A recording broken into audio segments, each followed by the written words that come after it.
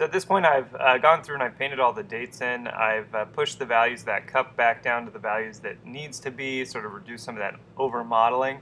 And now it's time to head a little bit into some of the other areas of the painting. I'm going to work a little bit of the foreground here and try to push those values a little closer to where I want them to be, and establish some color and a little bit more detail, just a little bit. And then I'm actually going to move back up to the pod in the background, and at some point I'll still need to glaze the blue pigment puddle in front. So there's still quite a bit of work to do. So I'm definitely not noodling here. I'm just trying to lay down strokes that are just really suggestive of the material that I'm looking at, and not much beyond that. The amount of time we have left on this session is only about 10 minutes, I think, and then we cut off and then we go to the last session here. So I am having to work pretty effectively. I kind of have a clear goal in mind for this session, which is to just lay down this first kind of base, well, I guess it would be a second base layer for this rug to kind of set up for the finale. And then also, at this point, I think I've realized that I'm going to need to glaze the pigment puddle in front, so I will need to paint that white before the next session as well. Right now, you can tell our camera exposure is a little higher, I think, than the actual painting, so values are appearing a little bit lighter. We can see that even just by how much information is in like the shadow area of the pot back there, and just how light in general it all is compared to the reference photo. We're also picking up a little bit of glare on some of these areas here, and that's just because we have that camera at an angle here. But overall, I think it's a pretty good representation of the painting at this stage, aside from the values being a little light, a little overexposed. But notice I'm using this comber to create a huge variety of marks here, almost transitioning between some dry brush dragging to get some of the kind of scraping look, pushing the bristles apart to get a more claw mark look, and then sometimes every once in a while I'm switching back to my my synthetic here, Eclipse, which is again the same hair as the comber, but not staggered, not splayed, and I'm using that to actually lay down stronger, more body pieces of paint here. So I can again have that variety of thin paint, utilizing this comber here, allowing some of the underpainting to show through, and the thicker paint using the Eclipse, allowing for a little bit more of a paint buildup there. Actually trying to paint a little bit of pattern in here also. Since I have the rest of the still life relatively clearly described, I need to make sure that in the end this does look like a rug that they're sitting on, and not just sort of a random abstract pattern to serve as some backdrop for these objects, which is how I would probably handle this if this were an alla prima painting. If this were an alla prima painting, it would be much more just utilizing the abstraction to enhance the rest of the objects. And then if it ends up looking like a rug, that's kind of a nice bonus, but really the focus would be something a little more specific, like within the still life, as opposed to trying to really describe everything out. And I feel for this type of painting, more studied painting, where I am trying to bring together a relatively clear image here of what everything is. Understandably, I do need to bring a little more attention to the rugs. That's just settling down and painting things a little more accurately. Not necessarily huge in detail. I don't want to paint every fiber of this rug, because I'm certainly not doing that to the pigments or the dates or the stove in the back. I'm still painting those with this idea of utilizing paint marks to create suggestion, as opposed to really painting every single detail. So that's the challenge here with the rug. Again, I have to keep that focus throughout the whole painting to really tie it together. This is something I think that is a mistake that's often made by students who aren't really yet sure, don't have enough experience in a drawing or painting to handle level of finishes. And so they build one area up to a certain level in a certain style and another area up to a certain level in a certain style. And then unfortunately they don't end up meshing in the end, and that typically just comes down to whatever the person or the student tends to like more. Those are the things that they spend more time on, and those end up being really, really refined. And then other areas they aren't really as interested in, so they just kind of lay it in there, and it's good enough, and so they move on. And unfortunately, that results in a piece that lacks some of the stylistic unity that creates the look of finish in a piece. And some of their paintings, some of the areas can tend to look just like block-ins as opposed to levels of refinement. So there is something to be said for kind of keying the style of the painting to itself. And that's what a lot of artists will talk about when they say they kind of have a clear vision of what it is they're wanting to paint. Even if they have a subject like this, a reference like this, it does largely come down to this idea of knowing what you want to say in paint and how you're wanting to say it to create something that looks strong and striking and really resolved. Everybody can see what they're supposed to paint here with the reference, but how you want to paint it, that's sort of, I think, the real resonating idea with artwork that people are drawn to. It's why they like paintings by different people. If they just wanted a picture of this, they'd take a photo of it. And I kind of scoffed at that in my student years because good paintings were just so good that how could you not like them? Yeah. If it's just painted well, people will like it. And to a degree, that is true. But I have come to learn from my experience that a lot of times the way something is said is more powerful than the thing that is being said with paint. Okay. Is there a way to check if your painting has unity in the way it's applied? I'm not really sure. It requires a very objective viewpoint, which is, again, really hard to have, especially if you're spending a long time on a painting. If you're working at home, I think the best thing to probably do is, and this is, we're going to sound like a broken record here, is to pull out, master copies of paintings that you want your work to look like, and put them next to each other and step back and see if it looks like the painting you're doing might have been painted by the person you're studying.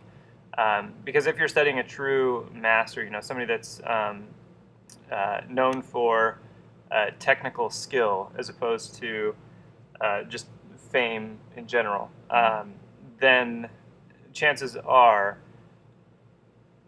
there will be a really high level of resolution in the painting. Not necessarily detail, but something that looks really cohesive as a style and in its completion. And so you should be able to use that as a gauge. Of course, if you have the opportunity to have somebody look at your work, that's probably the best thing, especially if you have a professional, because a professional will be able to spot right away when pieces just don't seem to look like they belong together. And it might be just simple, innocuous things that you don't even really notice while you're doing it. But a few changes here or there can completely shift something from looking like a block into looking finished and integrated into the rest of it. But yeah, it does take time to learn that.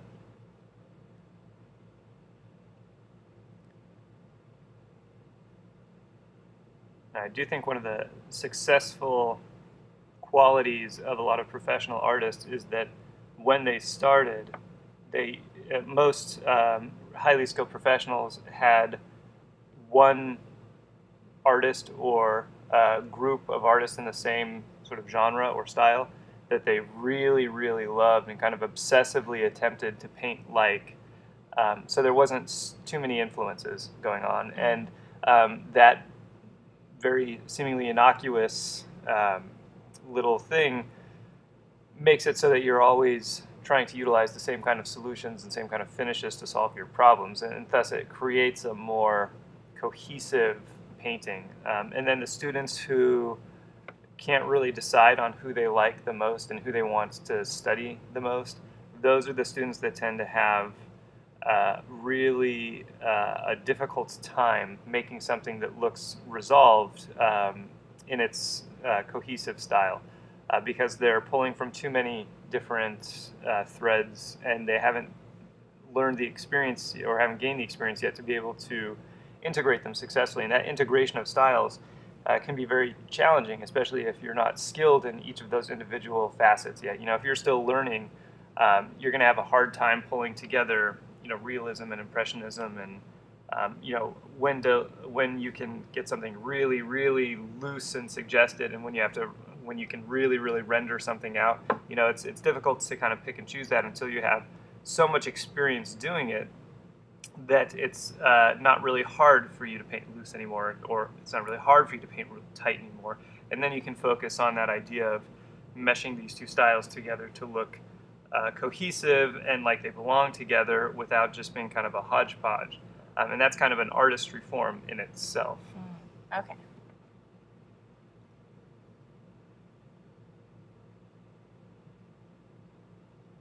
Coming in here, using this as an opportunity to correct some drawing, cutting in on some of the little cast shadows here underneath the plates, and really just getting more information. These combers are really great for, again, just suggesting information and also getting a loaded brush stroke here. You'll notice that a lot of the strokes I'm painting aren't one single color all the way through. They've got little variations with them, and by manipulating the pressure that I'm holding the brush, it changes how much it's laying on top of or mixing with the strokes underneath. So that's how I'm getting some of those soft on, soft off marks, and getting some of these claw marks where strokes are mixing or showing some of the color underneath, and that just creates a little more variety in the texture of the piece. And what are the layers underneath from previous days feel like at this point? They're completely dry. Oh. Yeah. I haven't had to worry about any paint that's been too wet. It's probably largely because I'm using the lead white paint in here. And not any oil to extend the drying time. And I'm not necessarily painting this one day after another each time also. I do have some time in between. But just having so much lead white in the painting is going to cause it to dry very fast. It's a good accelerator. And that's typically why it's historically used so much for underpainting layers. I think that light was actually somebody coming in the door of the studio.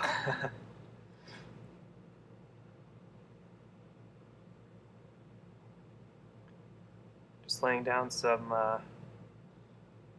fabric here for some tassels for that rug. Here's a situation where they are getting laid in a little too light, but if I at least lay them in now, I can go over them, if nothing else, with just a little light glaze to knock down the value.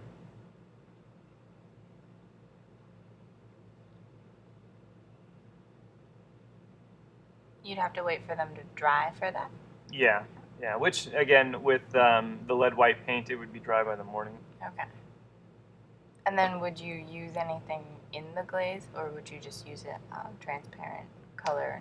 If I have a transparent color, I would just use the transparent color and then work over it.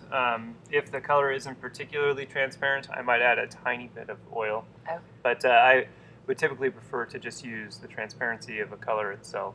Especially if it's been made into paint, it's already at its appropriate strength to create a good paint film with a good oil to pigment ratio. I wouldn't want to necessarily stretch it out.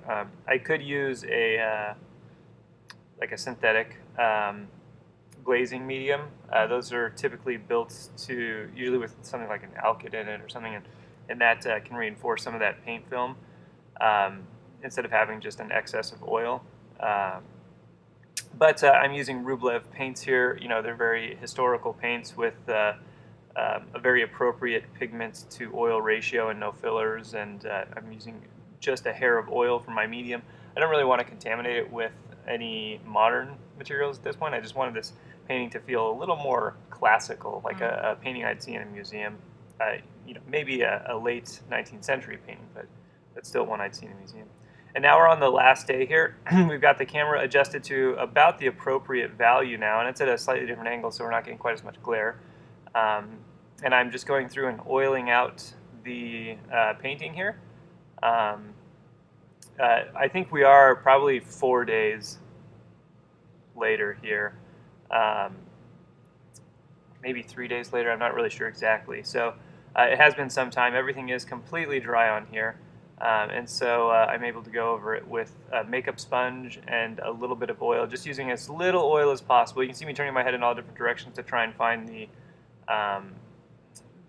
angles that might be catching some light to describe to me where I don't have enough sheen there. So I'm rubbing that all around. I'll then wait for it to dry, 5-10 minutes to make sure that I don't have anything running down the canvas. I have it before oiled out and used too much oil and not really realized it, and then about 10 or 15 minutes into painting, some of my paint strokes have begun to drip down the canvas. And so, that doesn't actually take as much oil as you'd think for that to happen, especially if you're working on a smooth canvas. So I have learned the lesson, and now I use as little oil as possible, and then I wait for just a couple minutes to see if anything's going to start pooling or dripping. Now it's time to lay into this bad boy and get some more finished details in the brass stove here.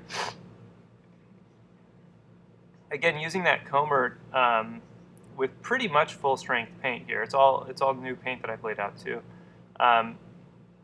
To create some of these fine little details with variation. And again, with this comber, the paint's not going on 100% evenly, and that's kind of the point. I do want some of those colors to show through underneath. I'm just kind of picking and choosing which of these colors I would like to leave here, and which I might want to cover up just to kind of suggest what's up there instead of literally paint what's up there. I am being very careful, though, to maintain a lot of the harder edge quality. And this is what we'll see with a more naturalist painting with a skylight light that's kind of like this. This is an artificial light, but it's mimicking a skylight overhead. Or if you go outdoors on an overcast day, we're going to see a lot of kind of more gentle transitions on the inside, but actually really a lot of sharp edges, especially where the occlusions are.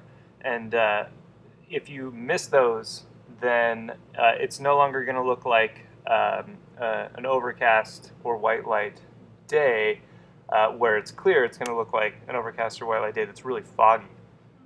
So you have to make sure you really hit those hard edges. And those typically take place right at the occlusions.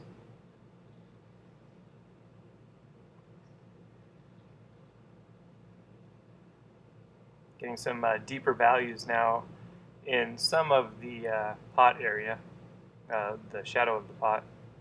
Again, I'm going in with that black, and then I'm tinting the black with some color. That's how we get that nice, rich, deep color that isn't flat, isn't too bluish.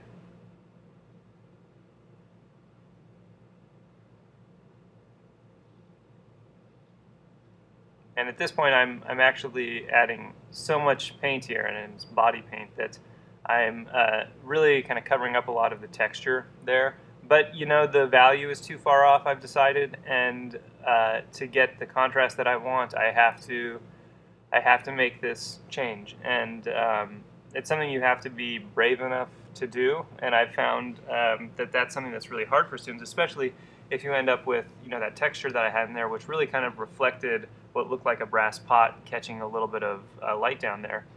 Sometimes it's hard to throw away that nice paint application that just looks so satisfying, just to make the painting look a little more correct. And you just have to be courageous enough to do it. And when I first started painting, and I didn't paint like this, I didn't build things up over a series of days. I painted really directly, and so when I did that, the whole intent was to paint something as well as you can and then key everything to that. And so there would be no going back and having to fix it, because what you did originally would be your key, and you adjust everything after that to that original statement. So that's kind of nice. If you have a hard time making those big changes like this, you may want to work a little more slowly and a little more directly, and then you just kind of roll with the punches and adjust everything else according to it. What you'll find with that is that you have to sometimes not paint exactly what's there, but instead paint the relationships of what's there, because you're keying everything off of that first statement. So if that first statement's off even by a little bit, a little too lighter, a little too dark, a little too red or yellow or whatever, you have to end up ultimately keying everything else by that same little bit. And once you get a few statements on your painting, it's not as hard as you might think to adjust everything a little bit percentage, lighter, darker, yellow, or whatever. But it's something you do have to continually make sure you do, and you have to resist the urge at some point to come back and say, oh, well, now I see this as this color, let me change it, because then you ultimately change all the other relationships on your painting, and then things really start to go haywire. So I've seen students ruin a lot of paintings this way, unfortunately, because they come back the next day and they're like, oh, well, it's changed, I see it this way now. And maybe it's changed, maybe you yourself have changed and you can see a little better, or maybe it's a little bit of both. But you have to know before you start, what is your approach going to be? Are you going to build it all up together to be close to a literal interpretation of what's up there as far as shape, value, edge, color? Or are you going to paint it directly, paint the first thing as accurately as you can, take as long as you need to paint that, and then key everything else off of that? And then whichever you choose, you should really try to stick to that process. And the beauty of a more direct painting is that it's typically associated with alla prima or faster paintings. And so as a result, if you make a mistake, luckily, you should be able to do a new painting the next day, and you'll be a little better at it. And then you do another one, you're a little better at it, and you do another one, you're a little better at it. As opposed to, committing a week or 2 weeks or 3 weeks on a painting like this, where you're trying to, slowly coax it into accuracy. So if you keep that in mind and kind of stay true to your original intent, then you'll be much more successful when trying to paint and really get a good set of relationships and really be accurate to itself, as well as sort of that whole, coming back to that sort of stylistic cohesiveness. It will all come together and tie really well into each other. And certainly having that artist who you really admire, that you want to paint like, will sort of be your guiding light. And these videos, they're not 100% like how everybody paints, but there's enough of a varied demonstrations in each of them where you can kind of get a taste for the process that's artists tend to build their work up. And so you kind of zero in on which is the process you're going for, and then that's what your main focus needs to be, and that should be a good launching off point for you.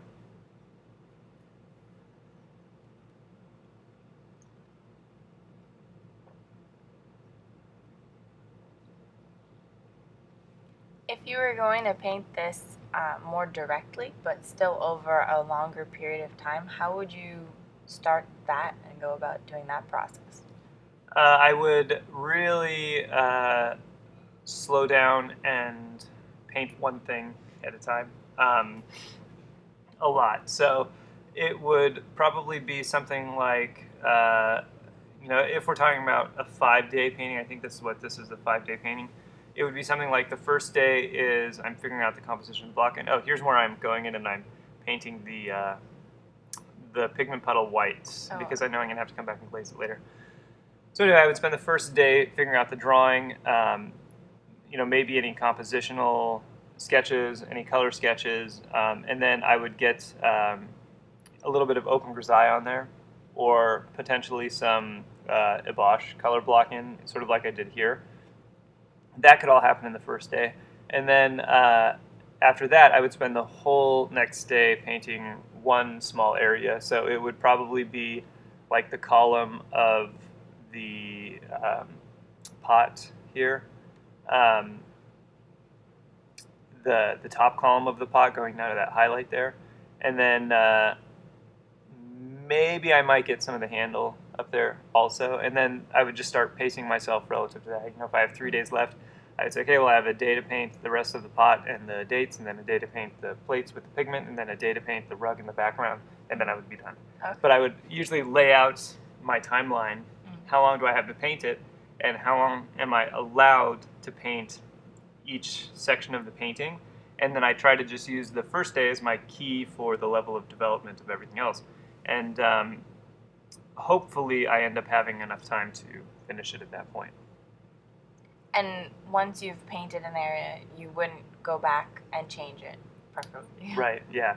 I would just key everything that I paint after that to that first area. Okay. And I would really paint one shape connected to another shape. Here I kind of jumped around quite a bit. I painted over here for a while, and then I painted over here for a while, and then I jumped over here. I would not do that if I was painting directly. I personally prefer more of what's referred to as the window shading method, which we'll see with the 3-day figure pose. It's sort of starting at the top and working your way down. I've added a little bit of I think what is called a half paste. It's kind of like a glaze, a little bit of sort of semi-transparent color over the plates to deepen some of their value just a little bit. And now I'm going in and I'm starting to paint in the edge handles of the pot. I had them really kind of loose and suggested. It gave a really great atmospheric quality, but I'm not really observing that atmospheric quality, and I want this painting to be a little more honest and less, I guess, artsy for the sake of being artsy. So I'm going back in and I'm actually having to figure out the loops a little bit, realizing that my spacing wasn't as good as it could have been when I initially blocked it in. And so I'm going to have to adjust some of the drawing here.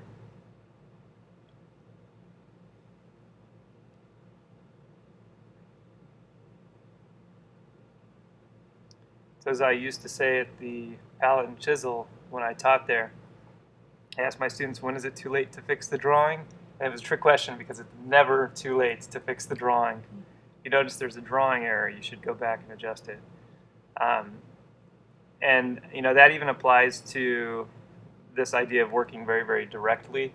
Unless it were, well, even if it were an alla prima painting, if you notice a critical drawing error, that should be the only time you go back into your painting and change it.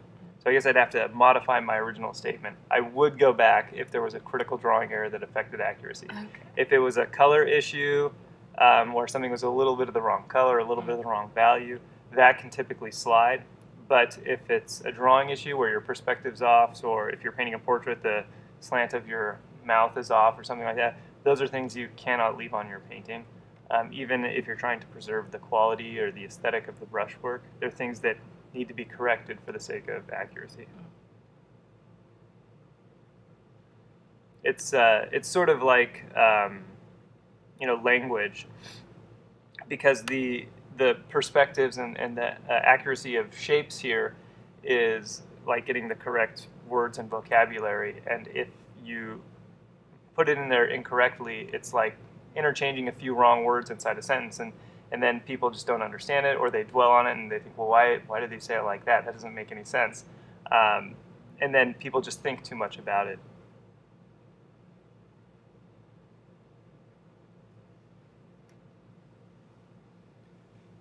I do need to make sure I don't just paint these little hoops completely flat, because one side of them is closer to me and one side's a little further away. So after I get the shapes actually figured out, I will modulate the edges on them just a little bit to allow one to come forward and one to recede just a hair.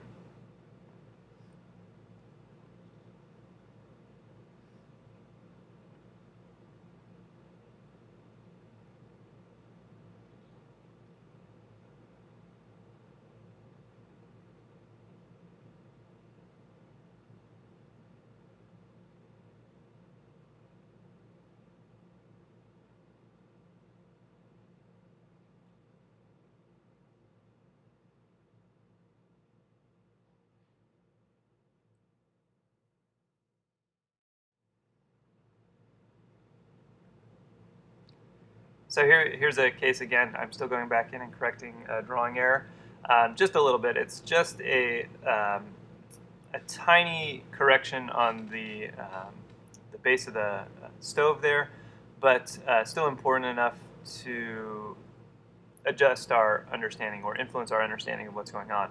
Now, you probably can't really see this, the impact the change is having with the camera at an angle like this, because shooting something or photographing a painting from the side like this typically really conceals drawing errors. in paintings. And so a lot of times people tend to like to take their photos from the side because it makes them look better, because all of a sudden it corrects all of the drawing in there. So, some of these drawing changes that I'm making here, you probably can't even tell if it's having a significant enough impact, but I can assure you I would not have gone back in and adjusted it if it wasn't needed. But you do expect that on a painting like this, where I'm putting 2 or 3 layers on the painting, there are little tiny adjustments and refinements that are going to be made throughout the whole process. That is one of the benefits of doing a layered painting like this as opposed to a direct painting, is it gives you multiple opportunities to try and correct your drawing. Each time you revisit it for a session, you hopefully are refining the drawing a little bit more, hopefully not making huge changes, because if you make a big change, you're essentially starting from scratch, and then you'd want several layers on top of that so you can go back and hopefully refine and correct your drawing again and again and again. But at least with minor changes, it's just more and more fine-tuning, so you should be able to get closer and closer to the answer, in contrast to an alla prima painting where you're expected to get that answer right off the bat there.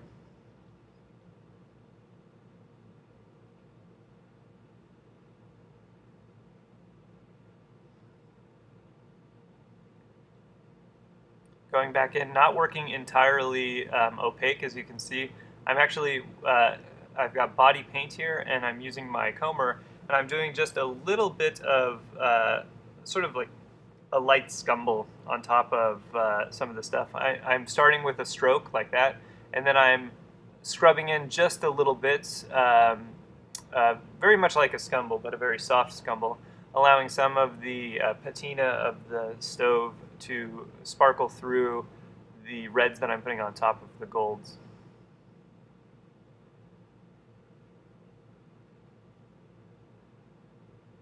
I think at this point I've realized that the initial way that I've painted the stove column had so much variation and so much detail, it was probably a little over-rendered. And I, in the time that I have here, am not going to be able to push the level of rendering of the rest of the painting towards what it was on the stove. So I'm actually simplifying some of these areas with some of the strokes on top, getting the color a little closer while reducing the amount of information up there, which will help bring focus, or allow our focus to drift towards the bottom of the painting here. Still correcting the perspective of that cup. It haunts me.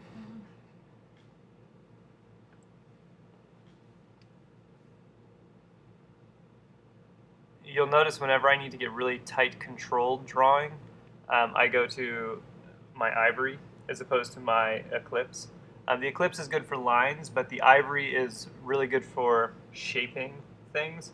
It's more like drawing with a pencil as opposed to a paintbrush, because it's a stiffer tool and it carries the paint a little more strongly. So it's almost like working with a marker, maybe.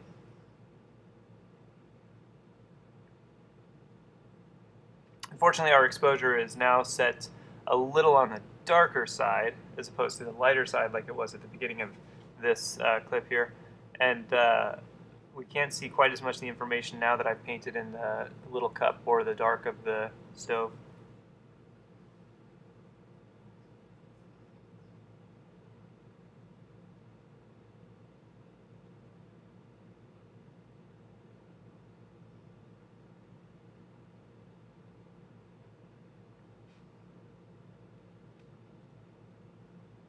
I'm noticing that when you painted the white over the blue, it doesn't look like you painted it like up to the edge of the blue. Did you leave a little bit of blue around the white of the pigment? Or where you're covering up the blue pigment with white? Yeah, I felt that you're talking about that center plate down on the bottom.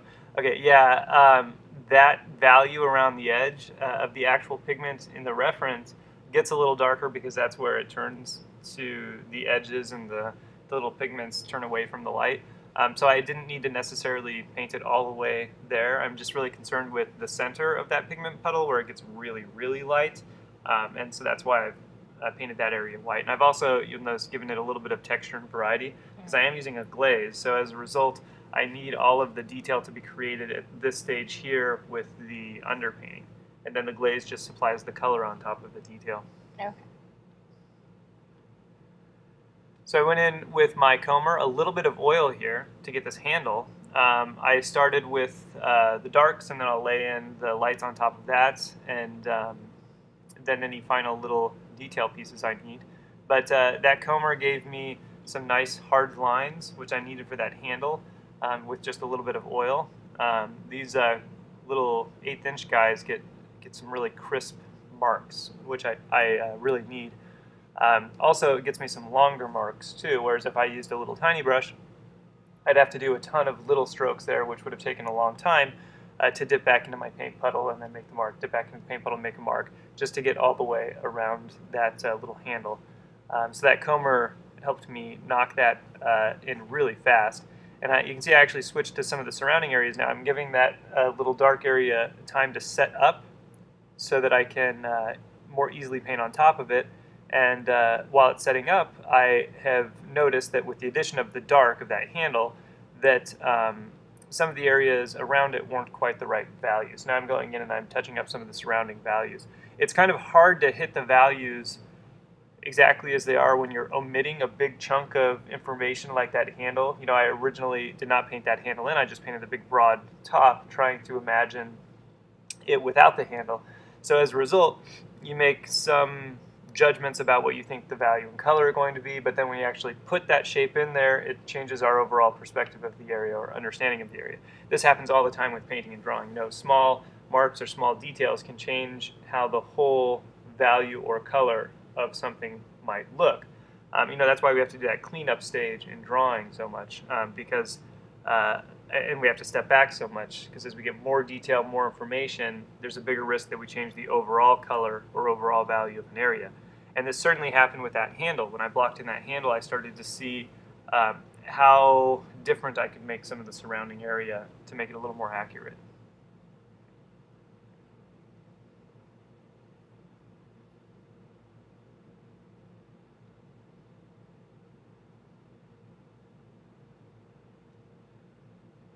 So this lead white actually carries color really well. I mean, it's a little washed out in the photo, but overall, it's not bleaching out the color as much as titanium would. So I can go in with actually some big globs of almost pure lead white in there, and then after it even sets up just a little bit, I can drag a brush with a tiny bit of color over it and sort of tint the lead white. And so that's what I did with that area right below the handle to get that really light pink. And you know, that's kind of what is happening above the handle as well. I've really liked lead white since I started using it, especially when you get to flesh tones, just because of its low impact on color influence relative to titanium white.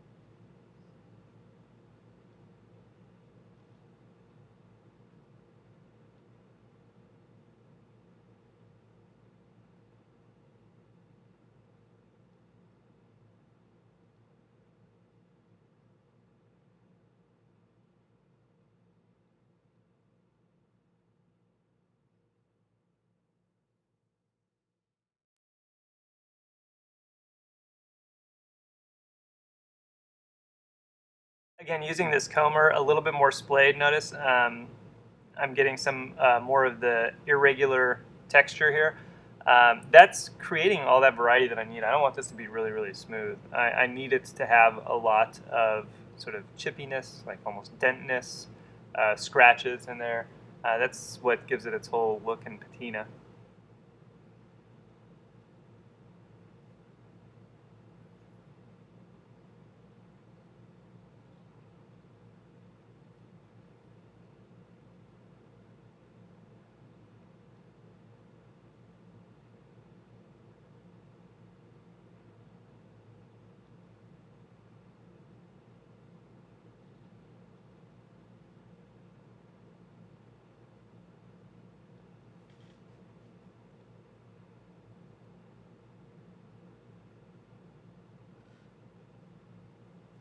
We've talked about the difference between the way you're painting this painting now and if you were painting it more directly, but can you go over the difference between direct painting and alla prima painting? I feel like sometimes that's a little confusing to distinguish between them.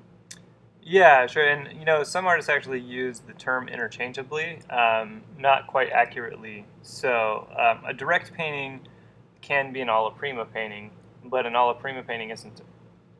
I'm sorry, an alla prima painting can be direct, but a direct painting is not always alla prima, is what it is. And so a direct painting implies that you're completing one section at a time, however long that takes. So you're trying to master or hit shape, value, edge, color simultaneously each stroke as you go.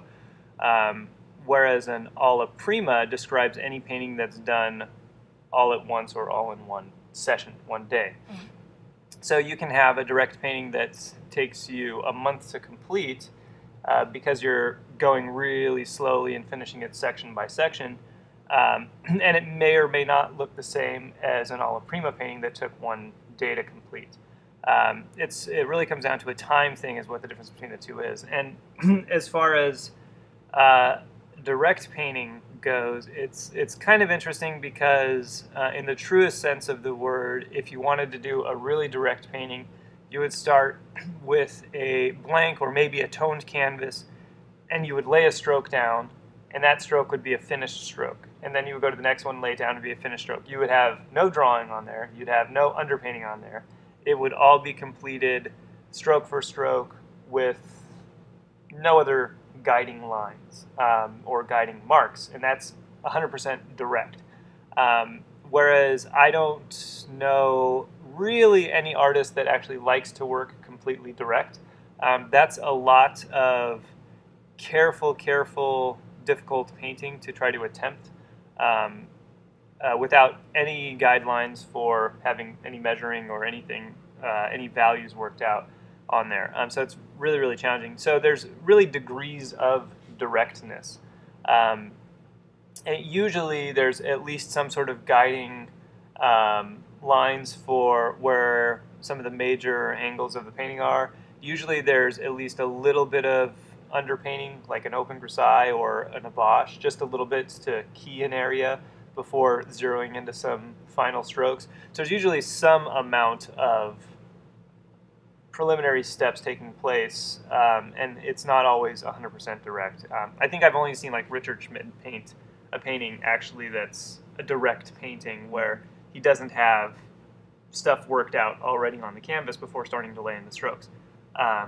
Whereas an alla prima painting, you could actually, if you're using acrylic paint, you could make it totally not direct at all. You could do an alla prima painting where you go in with an acrylic black and white painting and then wait 20 minutes for it to dry and then start to go on top of it with a few different colors and then finish off with some impasto strokes. And you really go through all the classical steps of a painting in an alla prima session. That is actually possible. So just because it's alla prima doesn't necessarily mean it's direct, and just because it's direct doesn't mean that it's alla prima. Okay. So if that makes sense, direct just implies that there's little to no preliminary steps underneath your finishing strokes. Alla prima just implies that it's completed all at once. Okay. But because direct paintings typically have a very loose feel to them, and because alla prima paintings typically have a very loose feel to them, alla prima or direct is often used by people to simply describe loose paintings. Okay. People will say, "Oh, Sargent painted all his portraits alla prima," or "Sargent painted all his portraits very direct." Well, not necessarily. They're all very loose. That's a very conscious, deliberate stylistic choice. But he certainly didn't paint everything alla prima. He certainly didn't paint everything 100% directly. There were a lot of preliminary steps that went into some of those paintings. And so it's just almost a case-by-case basis. But it definitely does not mean a painting that is loose. And that is the typical interpretation of it. Okay. So just keep that in mind. This is not a direct painting. This is not an alla prima painting. If I were to do this as an alla prima, I probably wouldn't do it 100% directly. And if I did it 100% directly, it would probably not be an alla prima because I would have to go so slow. Interesting. Okay. So were there any classical or like old masters who would work completely direct? We would never be able to know for certain, but because of the amount of transparency in some of the paint and the underpaintings that we can see kind of sparkling through, it's unlikely that anyone was 100% direct.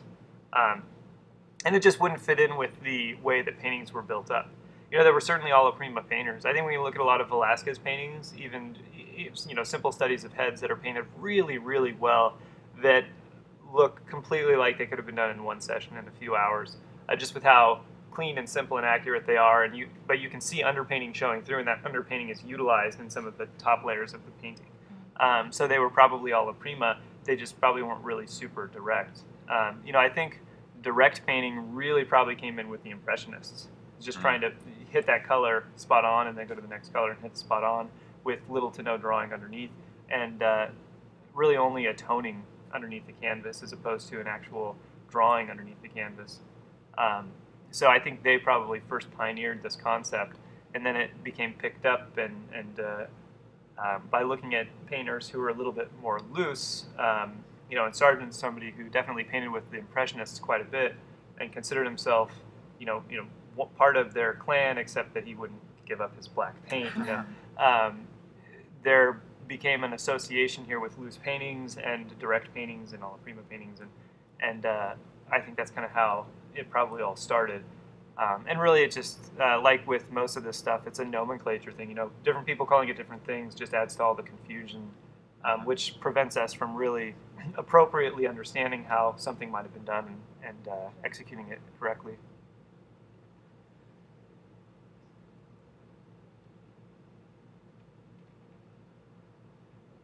Still correcting the drawing on those little handles there. It is worth mentioning here, even though this isn't a direct painting or alla prima painting, it certainly isn't really a classical painting in the sense of how classical painting would be built up. And unfortunately, we don't have a lot of videos describing that classical process, which is a little more guided by a closed grisaille underpainting. And we may end up filming something at some point and adding it to the video bundles here that describes or illustrates that concept or process a little better. But that would be the process I would recommend for those who are less confident in each of these steps. Even though I painted this over a series of days, there's a lot of technical skill and drawing skill required to hit some of these marks in the right spot and not have to do a ton of reworking. So even though this isn't a direct painting, even though this isn't an alla prima painting, there is still a higher level of skill required to work like this. Whereas if we went with a more formal route for this painting, which would be a drawing first, a really clear, very, very clear shadow map, like we made a lot last year in the drawing program, and then followed that with a poster study, followed that with a color study, and then followed that with an open grisaille underpainting with like a sienna-ish color, and then followed that with a closed grisaille painting where all of our halftones and lights are modeled with something like an ivory black, or even better, a completely dead black, so there's no color influence. And then on top of that, little bits of color are laid down. That would be the safest way to get good results without having to rework the painting. And that is actually the way that I recommend most students work until they've developed a certain level of technical proficiency with drawing, actually, and with understanding of color, because that process gives one more opportunities to correct drawing and make those revisions before we get to the canvas and start making permanent decisions that are on here. The problem is that most students that I've spoken with tend to be a little more enamored with the more direct style or looser style of paint application, a little more freeness inside the painting, as opposed to the idea of crafting a painting like a crafter would do, like a guildsman, like a a builder, a carpenter builds a painting. You know, that's kind of the whole mentality that oil painting was created and sort of incubated with, was this whole guild craftsmanship idea. And before the whole romantic idea of artistry developed centuries later, it's this idea that you can learn this technical skill, and it's a very, very technical skill, and especially if it's broken up into steps, then you'll have a lot more success doing it. It's like asking or telling a carpenter to build me something really elaborate like a house, for example, but I don't want you to do any drawing, and I don't want you to do any planning. I just want you to build one room at a time until the house is done, versus having a carpenter and telling him, this is what I want the house to look like, drop some blueprints, let's lay the foundation and build it up correctly, over a period of time. So at the beginning of the stage, before anything gets laid down on your property, you know what the house is going to look like and you have an expectation. So that is the difference between building up a painting classically with all of those steps and all of that security and knowledge of what your painting is going to look like ahead of time, versus just throwing down your paint kind of like this and trying to work it and sort of salvage it here or there to sort of coax it into correctness.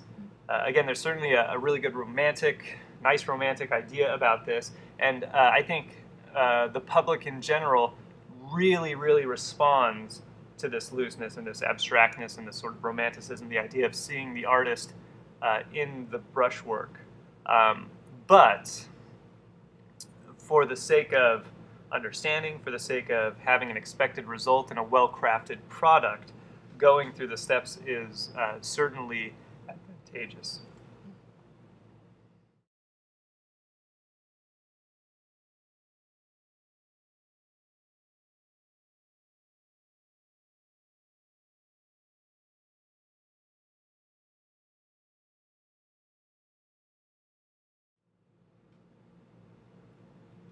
So I've just got a little bit of, again, some more shape correcting to do with this little cup down here, and then we're going to take a break for, I think, until the next day, and then I'll come back and I'll glaze up that pigment, and then we'll finish the rest of the painting.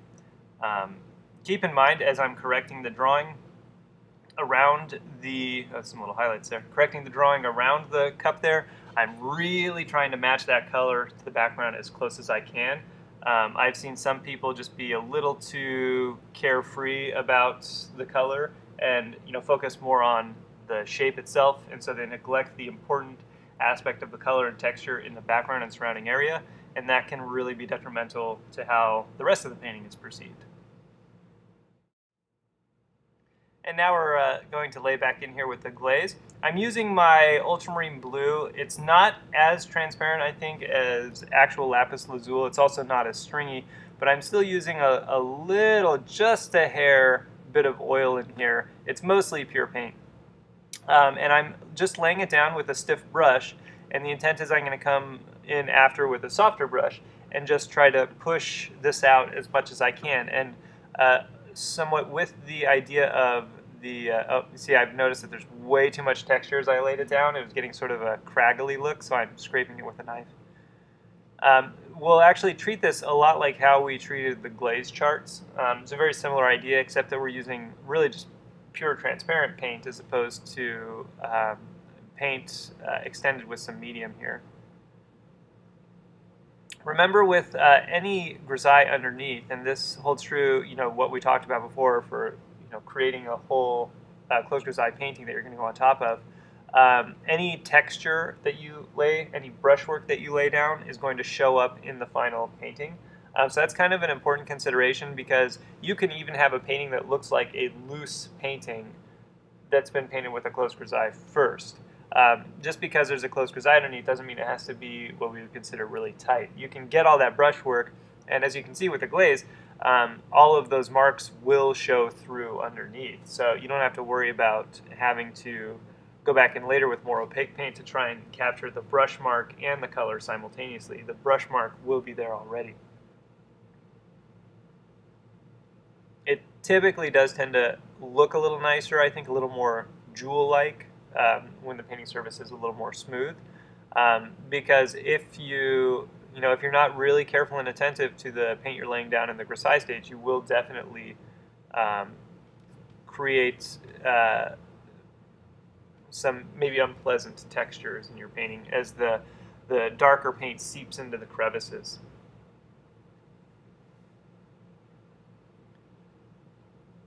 So I'm just using a brush here to try and really smoke out, smooth everything out here. Stretching it out a little more when I want a little bit more of the light to show through, letting it pool a little more when I want a little more of that darkness. And typically, I'll have to lay this down and I'll have to let it set up a little bit. Then when it starts to get a little tacky, I can fan it out to make it as smooth as I want.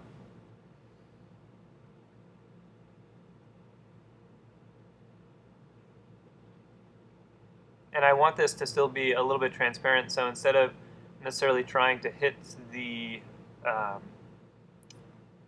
darkness right away with one thicker layer, I might opt for a couple more transparent layers on top of this as it starts to set up at least. Maybe not wait for it to dry completely, but at least as it sets up, lay a little bit more on.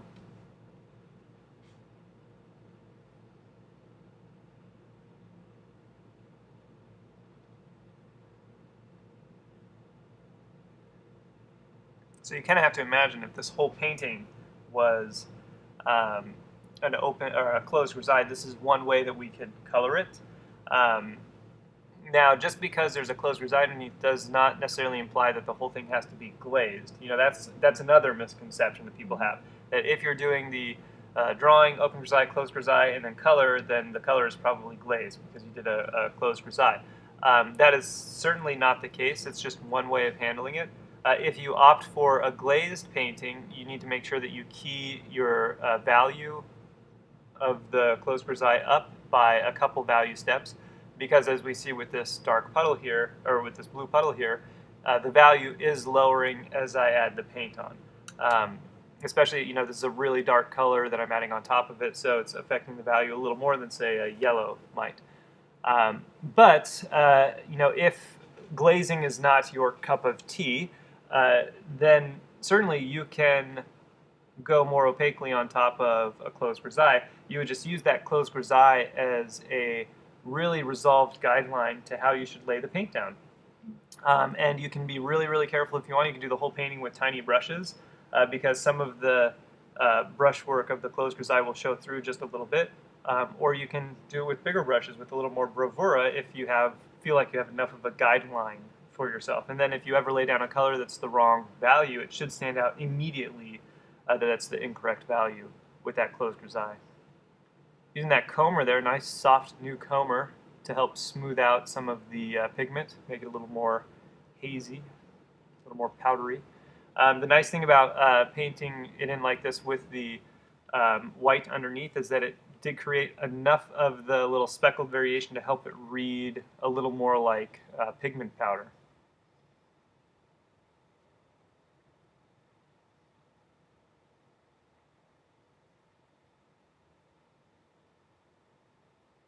I'm going to jump over and add a few light little glazes to some of the other areas here to deepen some of the color.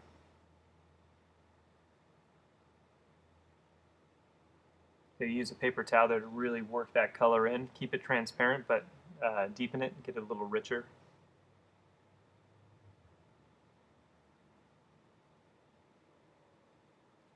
If you need to modulate values, glazes are a great way to maintain a lot of high chroma.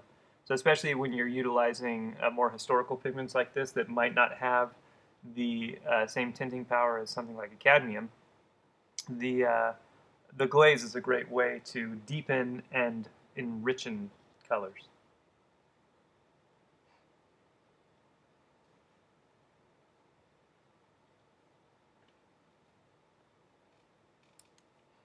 I think it'd be interesting to see time spent on each area, because I'd say the cup got the most attention. Yeah, Right? I think so, yeah.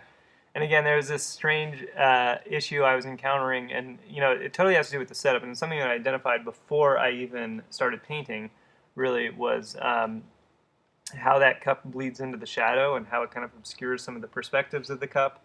And it's a case where even if you paint it how it is, it might look a little strange. We're really talking about a millimeter difference here can make our perception shift from the perspective being correct to incorrect, and so that's why I had to spend so much time. And it wasn't even really a ton of time with the textural stuff. It was mostly time just getting that perspective and drawing right. Mm-hmm. And if I had gone through the more formal steps of doing a drawing first, it's not something I would be spending a lot of time on actually for this painting. It would be something that would be just slammed in and it would be done.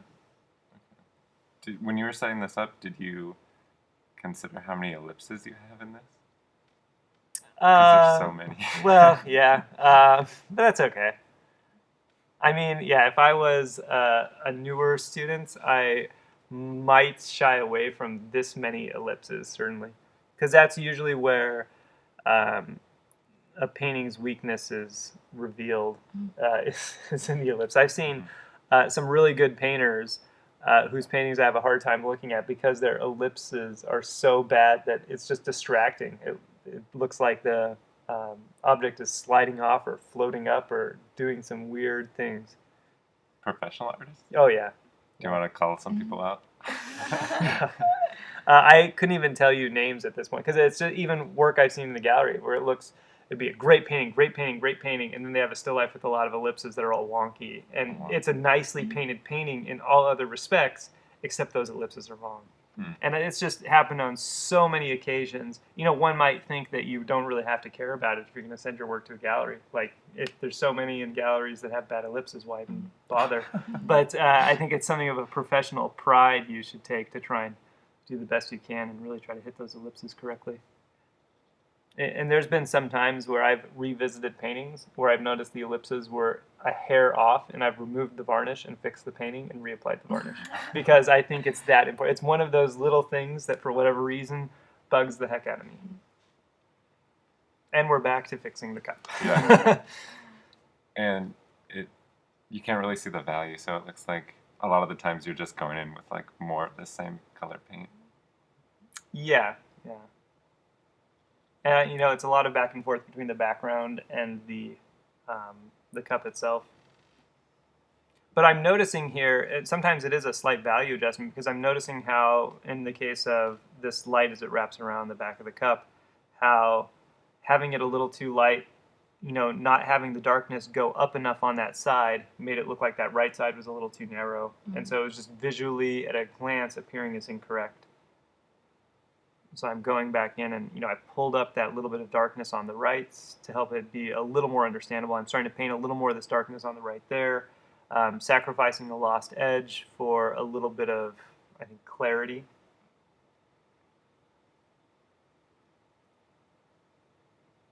So, if this were like the last sitting, which it is. Yeah. Well, let's say like, I don't know, you were pressed for time or something, and you were still having trouble with the cup. Could you just hide that one side, the left side, and just hide a lot of the drawing errors? At this point, I think I probably have the technical ability to do so. I could make some sort of change or do something where I could conceal some of the inaccuracy if I really needed to do it. But, for the sake of something like this, like a video, I would probably just spend more time filming it.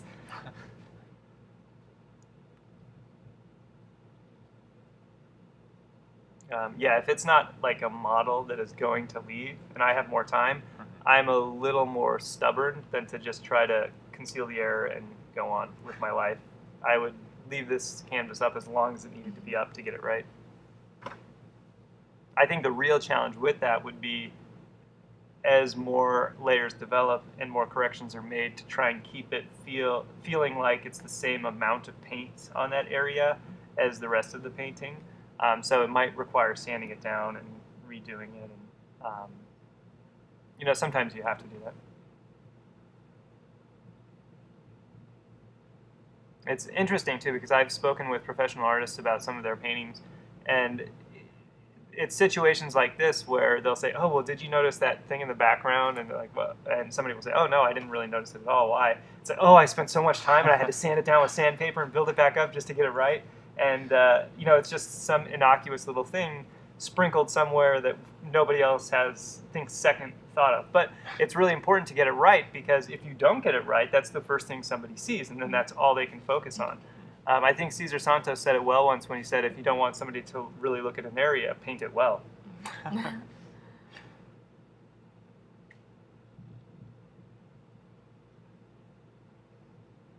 Try to lock it into the background color. Now I've really got to slam this in and bring it all to a little more cohesion. I had a lot of great texture there when I first did the wash and I think the second pass. But at this point, there's a little too much texture, especially you can see it on the left side there. It looks really great, but it's a little distracting for what I have built up. So I need to bring some of those values a little closer together, bring some of those colors a little closer together, help that wall recede back a little, let our attention focus more on the more developed areas.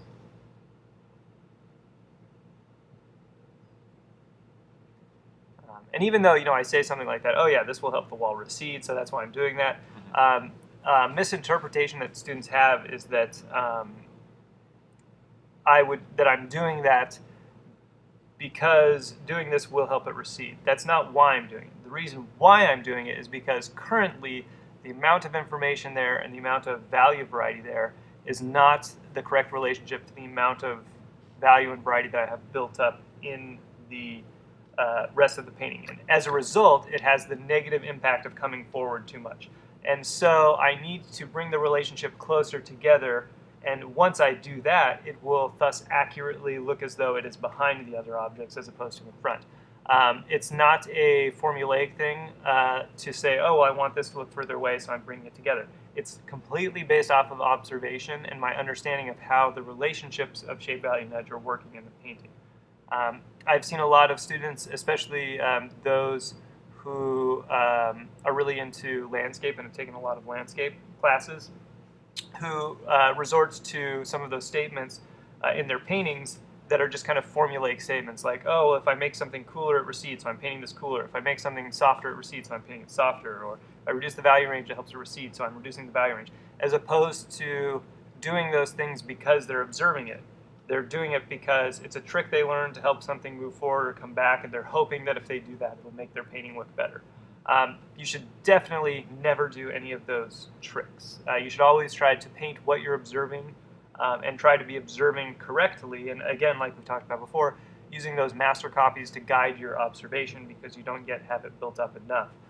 Eventually, if you paint the same thing enough, you'll start to notice commonalities that unite it. And you'll start to make connections as, oh, wow, when I did that, that happened. And that's nice to know, but it's certainly not necessary to be able to paint. And if you misinterpret or overuse some of those things, then you are going to neglect the actual subtle reality that's there in favor of stylistic quick choices. And so you'll prevent yourself from growing as a painter and learning to see deeper and better.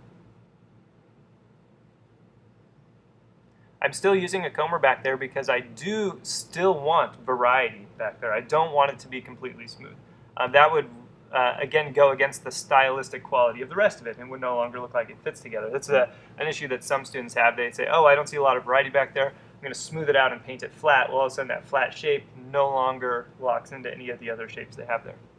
So I do need variety, but it just has to be more subtle variety.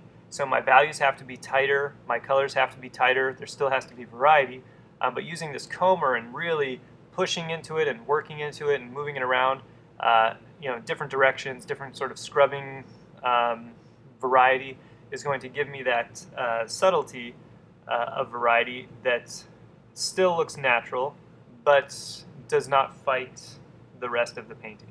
And it's because, when I squint, or when I look at my, in this case like the stove, and kind of look at the elements surrounding, this is the appropriate amount of variety to match how it looks when I look at the reference and look at the stove and look at some of the surrounding areas. I'm also not painting the sort of rolly wrinkles in the linen behind it, because that's, especially on the lower left there, because that is very characteristic of a fabric as opposed to like a wall. And I do want this to kind of look like a wall. I really should have just painted the wall behind it, but the wall behind it already had some spackle texture, which I did not want that texture. I wanted more of a kind of like a plaster, smooth plaster that's been kind of chipped. Was the wall behind it black? Yes, the wall was Okay. black, yeah.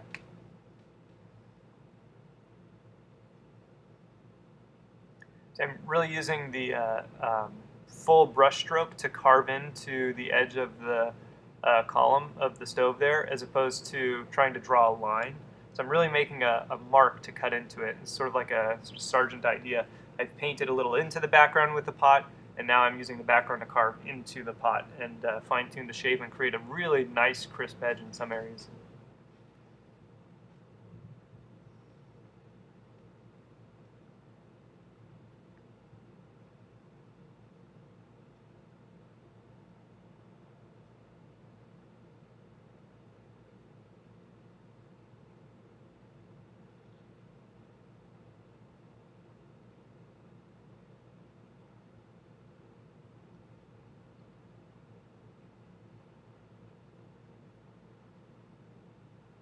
This transition is something that I've talked about before. I'm having to, actually, when I'm looking at the still life, I can just lower my posture and then I get rid of that black line that's on the lower left between the rug and the background.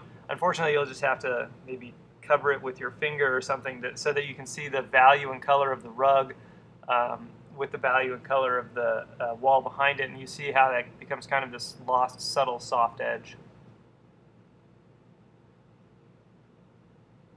I have to move my canvas there to paint the top right of the painting, or my easel there. I have to shift out of the way. So again, there is a ton of variety in that background from the top to the bottom of it, shifting in value and shifting in color. And that's what gives it so much of its depth and richness. It just has to be really controlled and really, really subtle. And that's the thing with naturalist paintings, especially when you're working in this white light. You have really strong accents of dark, you have really subtle color shifts, really neutral colors. These are all things that create a more demanding skill level, higher skill level to be able to paint. Luckily, when I first became enchanted with naturalist paintings, I had no idea their level of difficulty in relation to some other types of painting, and so I just happily jumped right in. My paintings in the beginning didn't quite look like this, but they were a start in the right direction, and then I learned more, and I became more attentive to subtlety and being able to see even better. And that that just gets better the more you do it.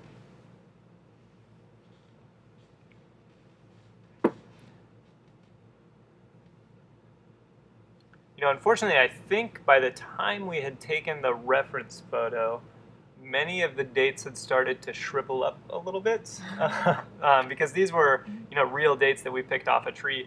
And so they certainly looked a little juicier with more highlights when I painted them in.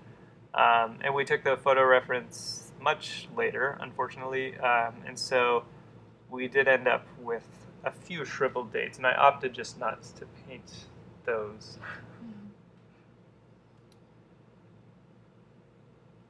One thing I have learned from speaking with art dealers and gallery owners is that for the most part, people don't like paintings of dead things,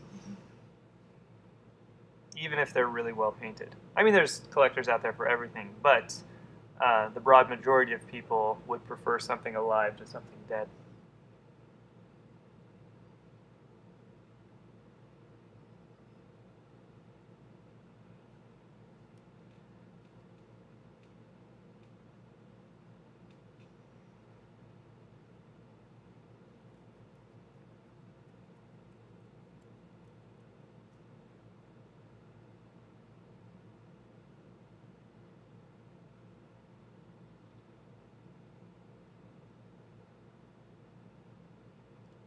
Now we have to go in for some final marks here. I'm going back really to a lot of squinting also to see where I can pick out these almost graphic shapes and hard edges that we see in a lot of naturalist paintings. If you Google naturalist paintings and you look at people like Salmson and Bastien Lepage, we're going to see a lot of these shapes. Also, Clausen, we'll see a lot of these shapes sort of sprinkled around the figure that are just these big, strong, almost flat shapes, most likely as a result of photography back then. And it wouldn't be uncommon to see like a collar painted around somebody, very similar to how I painted the incense chips around that plate on the left, kind of those broad, flat shapes. And it creates some of those hard-edged spikes that we see with a lot of overcast lighting and diffuse lighting.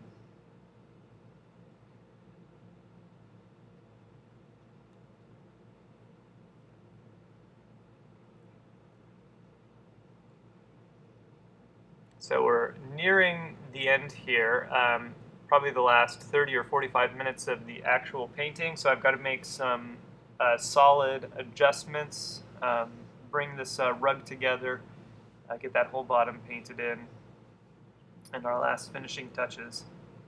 I've pretty much got everything painted in to about where I want it, so from here it's just a matter of, as I resolve the rug to the end here, and I occasionally glance back to the painting, are there any areas that are standing out to me as looking strange or awkward or too distracting to where I absolutely can't live with them and have to go back in and paint them?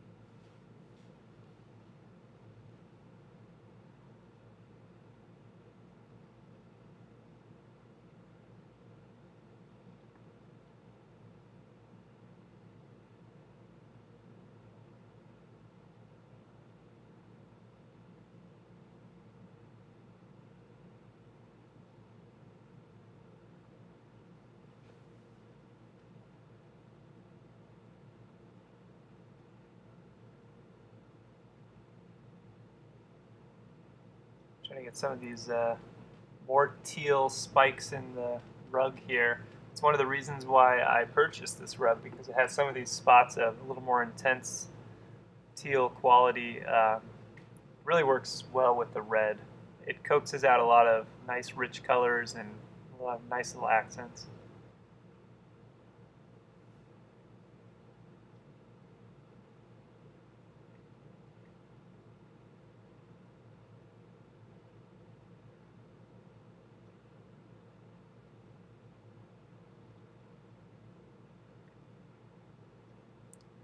It's important to consider that I'm not trying to hit the pattern of the rug exactly. I'm just trying to get the quality of the pattern there.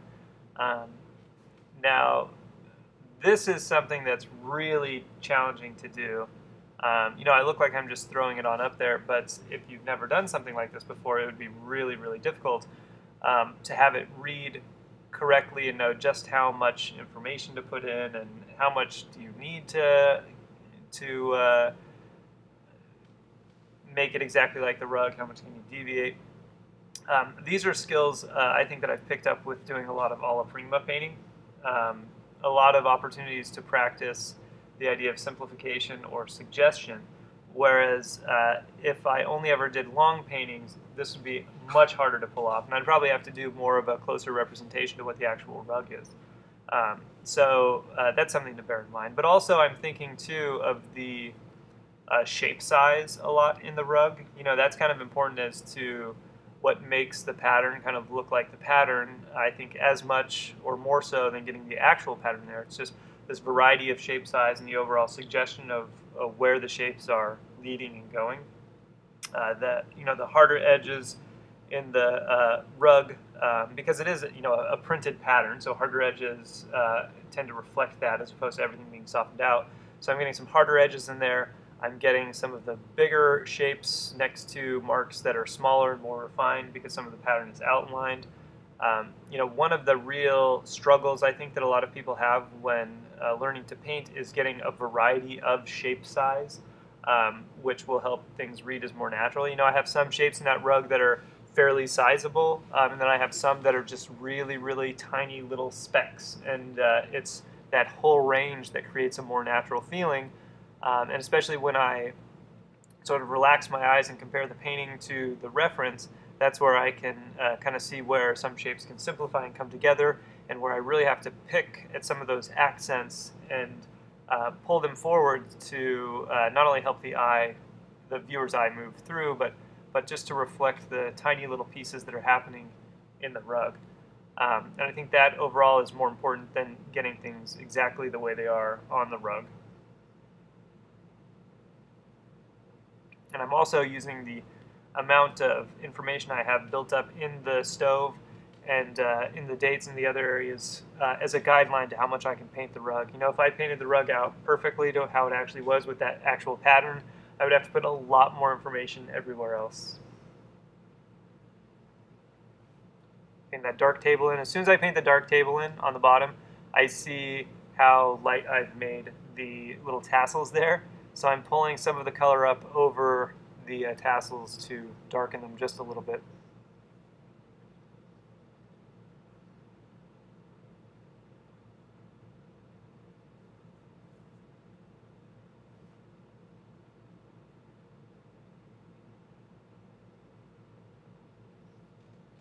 That really helps that whole front just recede into shadow.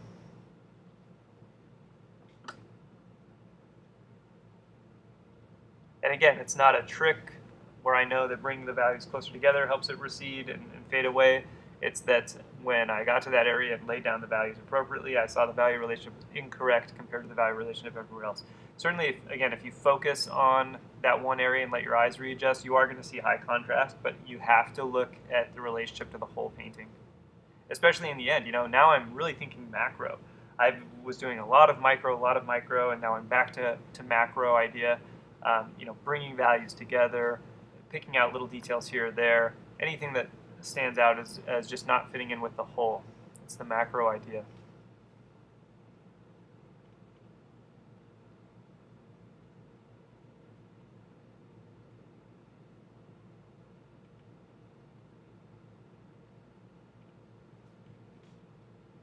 I think what I learned here is that I softened out the incorrect side of the handle there.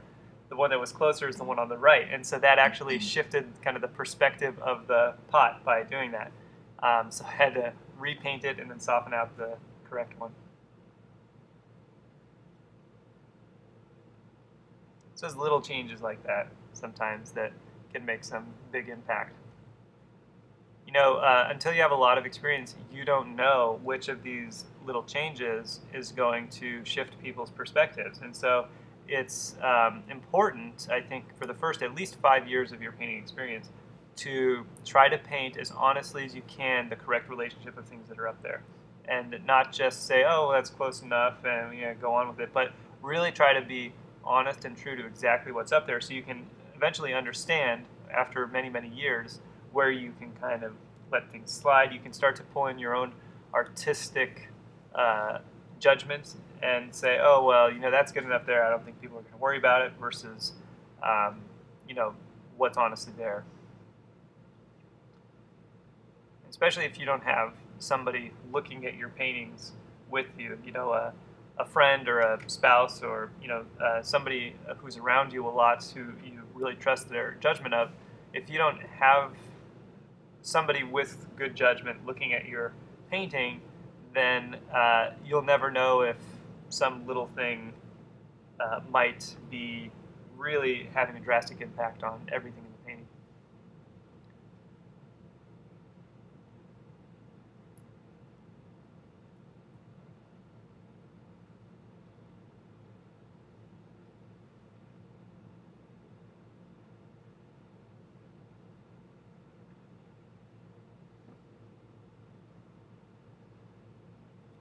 So in the end, that cup did receive a lot of attention, although it doesn't really look like it was labored over, I think, hopefully. And I think that's the one of the goals of a painting that looks a little looser is to find the accuracy, regardless of how long it takes, but not have it look too over-labored. This was certainly sort of a Sargent idea here. You know, no matter how long he spent on a portrait, he wanted it to look like it had that immediate loose feel to it. And that comes down largely to remembering it is not the details that makes something accurate. It is sort of the overall shape value edge of something. And you know, Sargent was a huge promoter of this idea that you spend as long as you need to get the structure of the head right, because that's where the accuracy falls in. And students again and again will fall into this trap where something doesn't look right, so they immediately think they need to add more detail to get it right. And it's certainly not the case.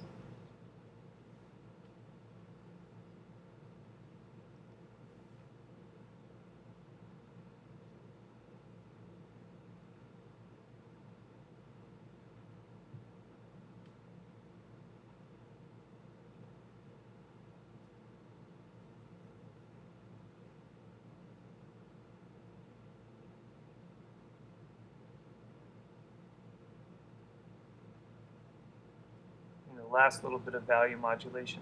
I think right now the camera is zeroed in, actually having difficulty locking into the mid values and the darks. It's actually skewed them a little bit. The darks are a little too dark compared to the actual painting. The mid values, like the pigment puddles, are actually a little light compared to, and even the rug is a little light compared to what it actually is in the painting. I think it's just maybe over contrasted a lot of the film right now. But hopefully we should see in the final picture a little closer values. Trying to just get some of those last little bit of grains in the pigment there. And that's it.